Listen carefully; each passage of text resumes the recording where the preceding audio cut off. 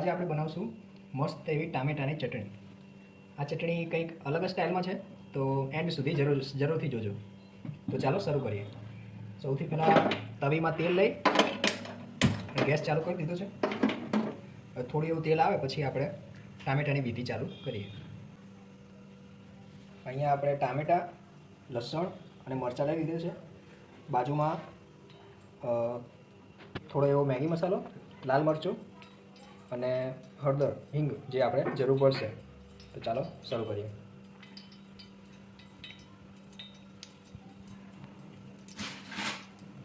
જ્યારે એવું લાગે કે થોડું એવું તેલ ગરમ થયું છે તો આપણે ધીમે કરીને ટામેટાં અંદર એડ કરી દઈશું.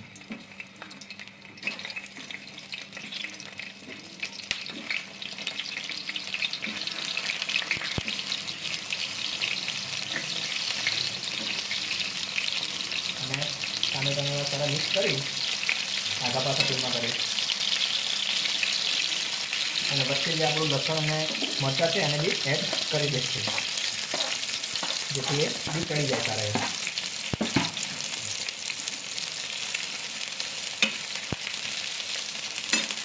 તો આપણી રીતે સારા એવા એમને એડજસ્ટ કરી દેવાના કે જેથી બધી એવું સરખી રીતે ચડી જાય. હવે આનો મેઇન પાર્ટ શરૂ થશે.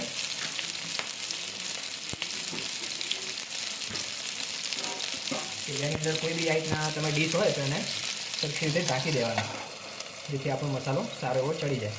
અને ગેસને એકદમ ધીમી ફ્લેમ પર રાખવાની કે જેથી ટામેટાં ડાજી ના જાય. અને અરાઉન્ડ 3 થી 4 મિનિટ આને પાકવા દેવાનું. તો ચાલો 3 થી 4 મિનિટ પછી જોઈએ. હવે આફ્ટર 2 થી 3 મિનિટ આપણે એકવાર ચેક કરી લઈશું. તમે જોઈ શકો છો કે ટામેટાં થોડા ઢીલા પડી ગયા છે. તો હવે થોડું આઘું પાછું કરી અને એકવાર પલટાઈ દઈશું કે જેથી નીચે બી ચડી જાય. બધા ટામેટાં પલટાઈ દઈશું, લસણ મરચાં થોડા આઘા પાછા કરી દઈશું અને ફરીથી 3 થી 5 મિનિટ ચડાવવા દઈશું.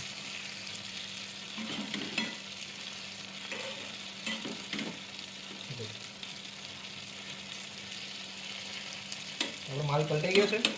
હવે પાછો આપણે ઢાંકી દઈશું વળી. હવે 2-3 મિનિટ થઈ ગઈ છે. આપણું ઢાંકા લઈ લઈશું. તમે જોઈ શકો છો ટામેટાં મસ્ત એવા ચડી ગયા છે. તો હવે જે આપણે ટામેટાની ઉપરની જે છોલ છે એને નીકાળી લઈશું સીધા કરીને, અને ગેસને બી બંધ કરી દઈશું. આ રીતે તમે સારી રીતે છોલને નીકાળી દેવાની, અલગ કરી લેવાની. એ બધા ટામેટામાં કરી જાય જેથી આપણે છોલ ખાવામાં ના આવે.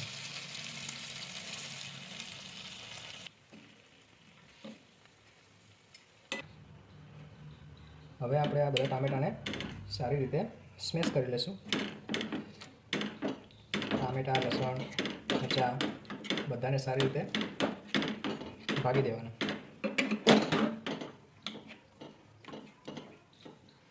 જેથી આપણે ચટણીનો શેપ મળી રહેશે.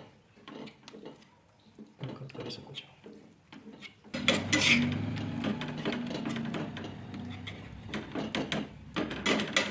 બધાને સારા મસળ્યા પછી એક બાજુમાં ડીશમાં નીકાળી લઈશું.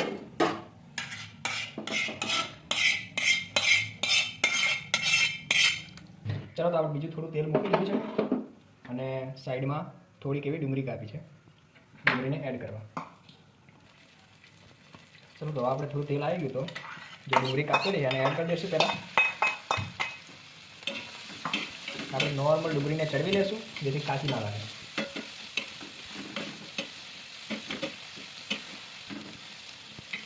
ડુંગળી થોડી લાલાશ પડતી થાય આપણે ફરીથી પાછા જે આપણે બનાવેલી છે એને એડ કરી દઈશું.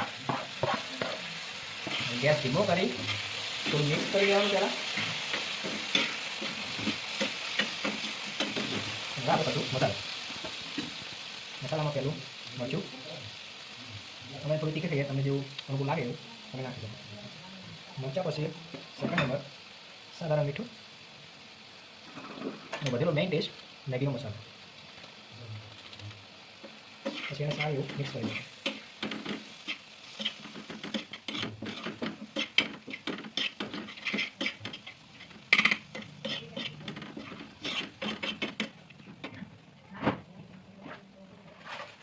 પાછળથી આપણે થોડો એવો ગરમ મસાલો એડ કરીશું.